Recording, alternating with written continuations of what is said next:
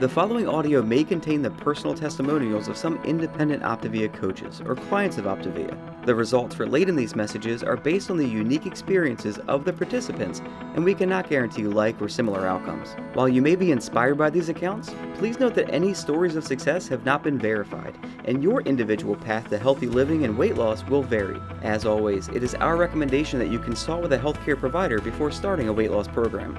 In addition, this audio may contain income or earnings representations of some independent OPTAVIA coaches.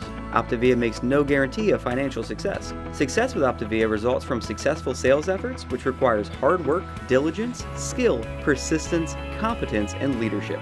Please see the OPTAVIA income disclosure statement for statistics on actual earnings of coaches under the U.S. compensation plan, which differs from the international compensation plan. Yours in health, the OPTAVIA team.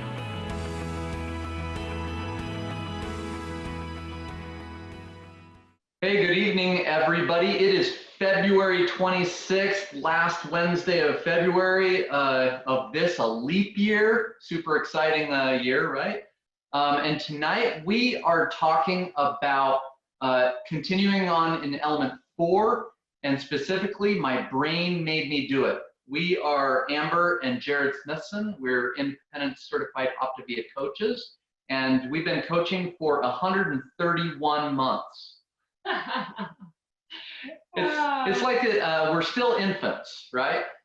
This is a journey, and so I always joke about that. You know, at what age do you flip from saying your child is so many months old to years, right? It's somewhere around 2 for most people, but I still feel like we're in our infancy in OPTAVIA because it is just perpetual learning. And one of the things that I always talk about with clients, coaches, anybody, is just falling in love with the process of becoming our best selves. So this is our family. We love our 3 kids. Our oldest is out of the house. He's actually living in Argentina for a couple of years. And then our younger son, Trent and Tenley, are there with us by our side. And we just love this life of OPTAVIA and the freedom that it's given us. One of our mentors in OPTAVIA, Dan Bell, he recently used this phrase that I absolutely love, that we offer people an uncommon freedom. And it's really helping us understand all aspects of our life. And tonight, My Brain Made Me Do It is a huge part of that uncommon freedom that we give people.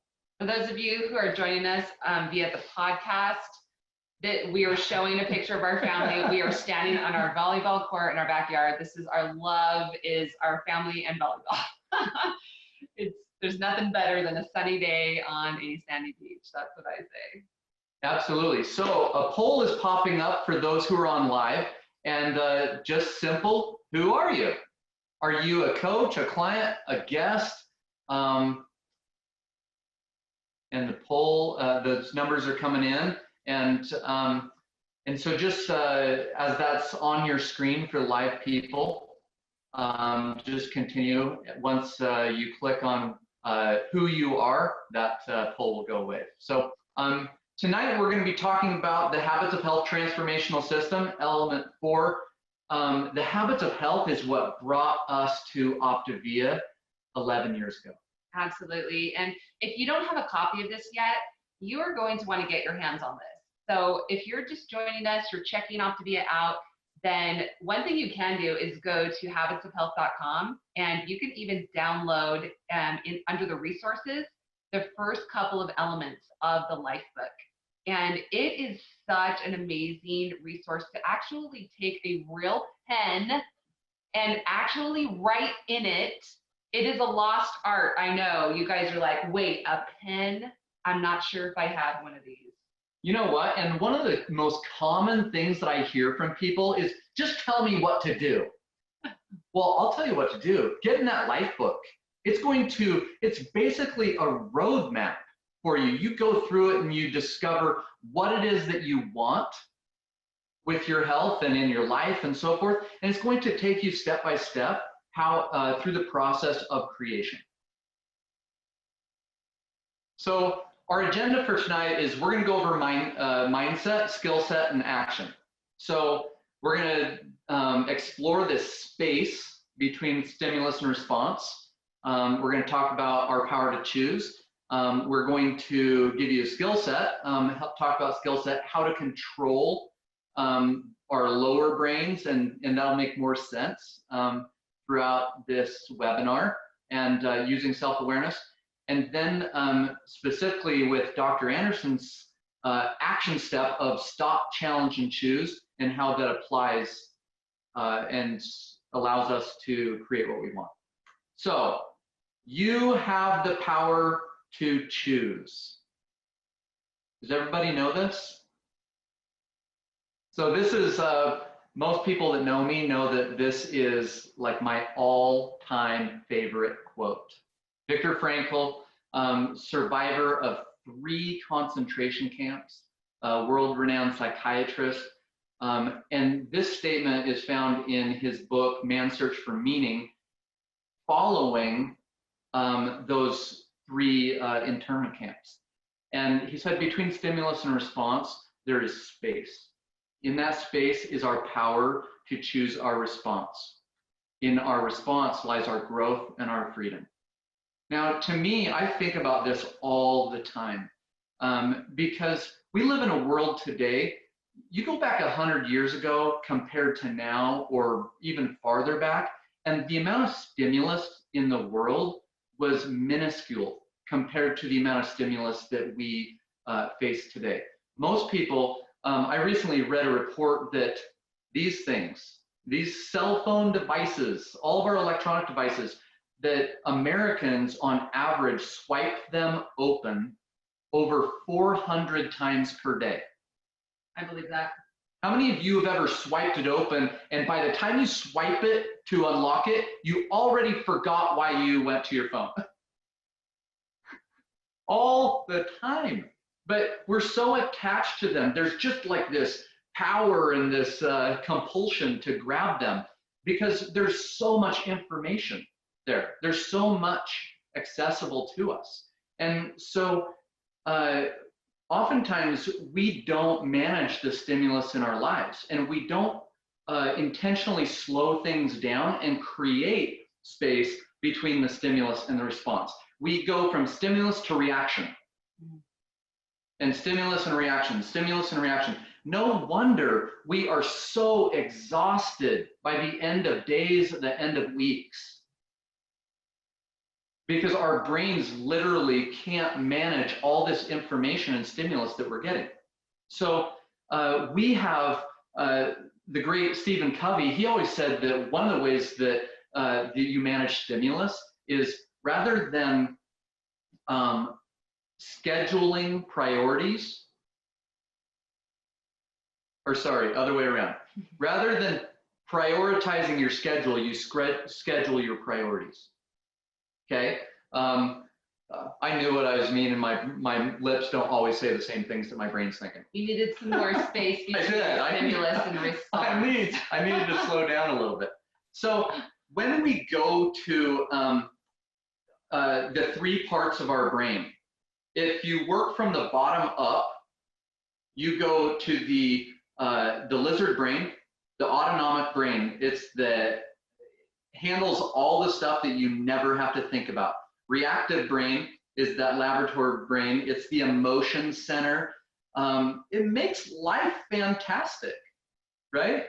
But it also makes life miserable sometimes because that's where all of those good and I was going to say good and bad, but positive and negative meaning, the meaning that we give them, emotions, and Tony Robbins always says that the quality of our life is determined by the quality of our emotions. So if we can get better and improve those skills of emotional management in our lives, we can actually increase the quality of our lives simply by increasing the quality of the emotions we feel and questions we ask ourselves and how we manage those things. And then moving to the highest brain, our prefrontal cortex, that's where we do all of our thinking. That's where we set our goals and aspire to create greatness in our lives and in the world. So before we dive in and give some more details on each part of the three brains that Jared kind of gave us a summary, let's bring on someone who can share a little bit about her story with OPTAVIA and with maybe some mindset. Shonna, are you on? I am. Thank Go you for so it. much. Yeah, and thank you both and for having me here. It is a privilege to be able to share my story. It started over 9 years ago, and it's when you talk about the emotion, the Labrador brain, how I can bring those emotions back after all this time, because it was pretty life-changing. I wasn't one of those people that said, hey, pick me for this program. My doctor introduced me to it, and quite frankly, I was a tad offended that we would bring this up. And I wasn't a go. We were kind of talking about the program. She said, we do these fuelings, and we coach, and we have all this stuff, and I'm stuck on fuelings. What does that mean? And my ego is like right in front, and I say, I just don't eat packaged food. And I'm sure that other people have said or heard that, but I also know that if you're an Oreo cookie, you're not safe in my presence. So, the whole packaged food thing is right out the window. And I thought about it. I went home, I thought about it overnight. I came back, and, my doctor is a sweetheart. There's nothing she wouldn't do for me. And so I came in and I said, I will try this for 1 month. And, we'll see what happens. I failed 1,000 times. I can't believe this is going to work. And so I started a program, and I had this great success. And, with success becomes a mind shift. Now you're thinking, now I can believe in myself. What am I, what's next? What can I do? That really put me into the habits of health, because I needed to understand why. There was either magic in the food, or there was going to be magic in the habit. And so for me, that's where it was. Understanding stop, challenge, and choose. And, we say that a lot, we instruct, how does that work for us? And the sound of stop, challenge, and choose is different in each of us. For me, it was, there are Oreos in this room. And I had to say, what Oreos taste like. That was my challenge. And then I chose to delay that gratification. So the mind shift in our program is what changes. And I think you go from success to mind shift to more success to a different mind shift, and you grow and grow. And I can tell you all these years later that I utilize stop, challenge, and choose every single day. And it is a forefront for my life, for my finances, and for other things. I love that. I mean, the minds, the shift, the success, new shift, new success. At every level, we have to shift something in order to think at a higher level in order to accomplish something else. I was recently working with one of my coaches, and she asked me a question. She said, do you want me to coach you your way, or do you want me to coach you my way? And I was just being a brat. So I was like, well, what's the difference? And she said, well, if I coach you your way, you'll keep getting the same results that you've always gotten. If you coach me my way, you'll get different results. And I said, well, what are those results? And she's like, I can't guarantee you what the results will be, but I guarantee you they will be different. Are you willing to go down this path to get something different? And I knew, and I'm like, no, I'm totally doing it your way. Like, that's what I need. I need to break out. I need to understand things that I don't understand right now in order to create what I want. So let's dive in a little bit more to the three brains that we kind of teased you with. So let's explain just a little bit what we're talking about. So the lizard brain, that evolved first. That's our lower brain stem. It's very small, and it's just the basics. And I always tell this story of our kids. Our kids love to go to Hawaii, and whenever we're in Hawaii, they like to look for geckos. Now, a gecko is a little bit different than a lizard. I'm not like a animal scientist person, but they've got to be similar. They look the same to me. So when we I think they're in the same family. When we're searching for geckos, you know, if you see a gecko, it seems like as soon as you see it, you kind of flinch towards it and the gecko is gone. You know, it thinks that you're going for it. It's scared. It's going to go hide, and it moves so fast. It's crazy, you guys. So I think of that when I think of the lizard brain. It's just like basic instincts. It's like, scared, and it goes and hides. It does not wait 5 seconds even to see if you're actually coming towards it, right? So this is our basal ganglia. This is where habit formation happens. This is where your basic instincts of hunger, thirst, survival, and automatic functions like breathing. You're probably not telling your lungs to inhale and exhale, or you're probably not telling your heart to beat right now. In fact, you could sit here right now and say, heart, lungs, stop, and it wouldn't. Thank goodness. Thank goodness, right? So it's good that we have that part of our brain that is managing all those functions, automating all those functions, so that we don't have to use our mental resources to run those processes. So the Labrador brain, this is, I mean, I always, Dr. Anderson, our co-founder of OPTAVIA, tells this story all the time, that his dog Rudder, beautiful yellow lab like we got here, he'll come in his office and he'll kind of look under the desk and see if Dr. A is wearing socks or not. And if he's got socks on, Rudder just gets up under there and wants him to rub his belly with his socks, right? He's just so happy, right? That's it. That part of our brain, it makes our life really rich. It fills our life with happiness, and its basic job is to avoid pain. And oftentimes it seeks pleasure in order to avoid pain. That's what it does.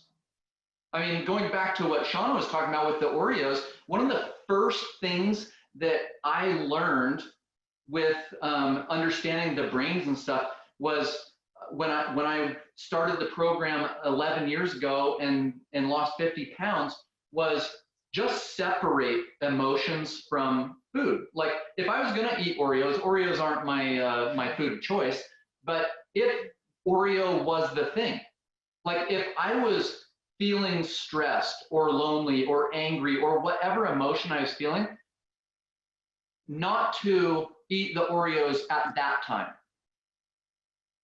Eat them at a different time of day when you are conscious and making the choice because I want the Oreos, not because of an emotional state.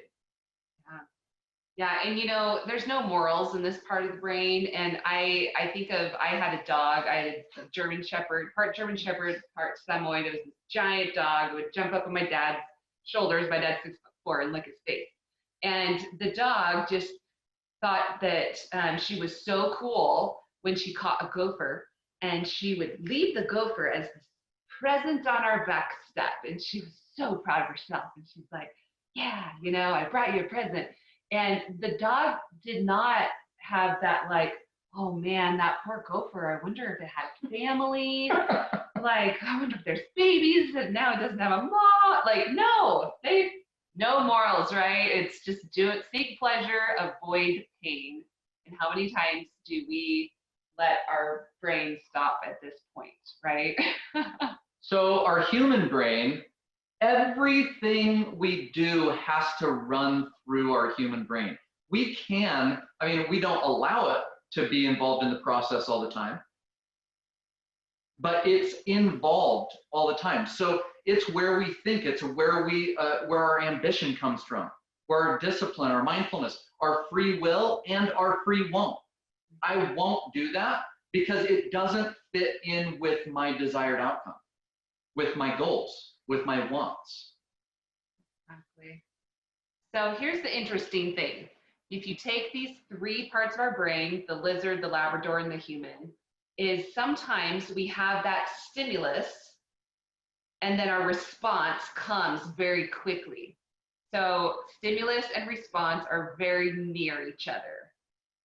And the response comes out at the emotional level. So this is where you see emotional eating. This is where you see, the parent yelling at their kid in Walmart and smacking their behind, or, it's just like, it's like something happens and you just react.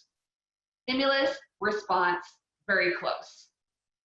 But what Dr. Ray explains in element 4 is our ability to put more space between stimulus and response, letting that stimulus go all the way up to our human brain, to our prefrontal cortex, taking that time to stop, challenge the situation that's going on, and then maybe talking to the child in like not a yelling voice and smacking, or maybe taking that time to say, maybe I don't need Oreos, maybe what I need is a hug.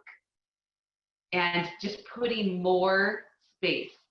So here's the difference. Stimulus, response, out at the emotional level, they're right next to each other, versus putting more space between them, lengthening that stop, challenge, choose time between, engaging our thinking. Going back for a second, what I said, the Tony Robbins, how he says the quality of our life is determined by the quality of our emotions. The quality of our emotions is determined by the quality of our thoughts. But it's not always current thoughts. Sometimes it's thoughts that have been conditioned in us over a lifetime. So it's not thinking in the moment necessarily. It's thoughts that have been pervasive throughout our entire lives. Beliefs, yeah. Right? So when we can stop ourselves and be like, okay, this is the response, or what I'm kind of prone to react, stopping that right there and just challenging yourself and asking an additional question or two to yourself, going back to, what do I really want? Do I really want these Oreos right now? The problem is we live in a world today where, because of our conditioning, because of perhaps trauma, experience, just massive experience in lives, we don't know the difference between loneliness and hunger. We don't know the difference between fear and hunger. We don't know the difference between happiness and sadness and hunger. Yeah. When I was 4 years old and I scored my first goal in soccer, my parents after the game said, "Hey, we're so excited for you. Let's go and get an ice cream cone." 2 days later, my older brother's beating me up, and my mom says, "Hey, you're sad, Jared. Let's go in and dish up a bowl of ice cream." Happy, ice cream. Sad, ice cream. I didn't consider myself an emotional eater, but I had all these emotions over a lifetime that were connected to ice cream. Yeah. Well, and if you're trying to, resolve an issue with something that's unrelated, like, oh, you are sad, let's get you ice cream. All the ice cream in the world is not going to actually fill that for you. And so I'm just really remembering that. But let's do a poll. What do you say? Let's get some interaction. Okay. So in what area of your life will you need to engage your thinking the most? So here's some options. Number 1, taking the stairs instead of the elevator. So maybe you need to engage it a little more with exercise. Number 2, going to bed instead of watching TV with your sleep. Number 3, during an argument with a loved one. That's a good one. Number 4, making a selection at a restaurant. Restaurants are huge, right? The cool thing about this is this skill fits into every part of life, whether it's what am I going to eat or how am I going to respond in an argument or a disagreement. Absolutely. So while you guys are finishing up that poll, I want to bring on another one of our friends. Treasure, are you there? We'd love to hear a little bit more about your story with mindfulness and with success with OPTAVIA. Thank you. So I kind of stumbled into OPTAVIA. I just jumped on I had maybe like 10 pounds to lose in my body and like 1 million in my brain, which I didn't realize. But I kind of stumbled on just to help a friend, just to be like a buddy to someone. And I first just kind of connected with the fueling and the nutrition. I was already into exercise and nutrition, so I just kind of utilized that tool. I ignored the mindset stuff and the habits of health at first because I was already doing all the stuff. I was reading all the books. I was listening to all the podcasts. I was already doing all the stuff. And so I kind of ignored that at first. Like it wasn't the important part for me. I was just going to use the nutrition and lose the 10 pounds, the same 10 pounds that I'd been losing over and over. So when I really dived into the program, and I love what Jared said in the beginning, he said a phrase, uncommon freedom. Like that just hits me right in the heart because for me, like that's what I found. So I ran across a story yesterday, and I love stories, so I'm going to just share it real quick. But it's from the book Eat, Pray, Love, and it's an old Italian joke that they tell, and it's about a guy who goes to church every day, and he kneels before this great saint, this statue, and he begs every single day, please, please, please let me win the lottery. And the statue just like every day, he comes back for months and months and begs and prays. And finally the statue gets like sick of it, and it's exasperated, and it comes out of frustration to the guy, and it comes to life, and it says, please, please, please, my son, buy a lottery ticket. And that's what I found with OPTAVIA. I had all of this stuff, information I was gathering. I had the heart, my heart was there. I wanted to grow, and I was growing like tiny little bits at a time, but I just didn't have like the tool set. And like finding the habits of health system and the tool set, it just gave me the tools to apply it, just like we learn in the habits of health, micro habits. I could apply one tiny thing at a time. When I used all the parts for the nutrition, and Stop Challenge Choose is like my favorite. When I realized that you could actually pause, that there was a pause and you could create that, and that you didn't have to react on your feelings, like your feelings did not have to direct your life. They could be indicators and not dictators. I love that quote I read somewhere. But that was like life-changing for me. I was like, oh, I can create the life I want, and I don't have to go by my feelings. So when I realized I was really that pause in between, and I could hear my thoughts come in, and then I could get curious and I could question my thoughts. Is this thought going to get me what I want? Is it going to solve the problem when I'm trying to help my child deal with stress or anxiety? Is it going to solve and create the end result in my relationships, in my business, in my life, in my finances, with everything? And I could just pick up that Stop Challenge Choose for my eating and stick it into my relationship with my husband. It was magic. I can't even. It was seriously magic. So I feel like the best way to describe it is I've been that guy kneeling before the statue. Try not to get too emotional, but that guy kneeling before the statue and saying, please, please, please, look, I'm gathering all this information. I'm doing all the right stuff. And I feel like for me, this has just been like that lottery ticket. I finally got it. I just needed to buy the lottery ticket. So thanks so much for letting me share. Yeah, it's not just like, OPTAVIA is not just like the lottery ticket for me. It's like you won. Yeah. It's like a guaranteed winner. It's not just a chance thing. You put in the work and you're open and you're curious. Like, do you really want your life to be better? If we're fixed mindset, we're closed off, we're defensive all the time, we're going to stay exactly where we are. This is where I was a decade ago. And I wasn't happy. Happiness is understanding that there are other people and skills that I need to learn. and I want to learn now. So stop, locate yourself. What's the circumstance and how are you feeling? Challenge myself. What do I want to create? It's up to you. And then make a decision based on what supports what you really want, not what your limbic system, that Labrador brain, is telling you to do.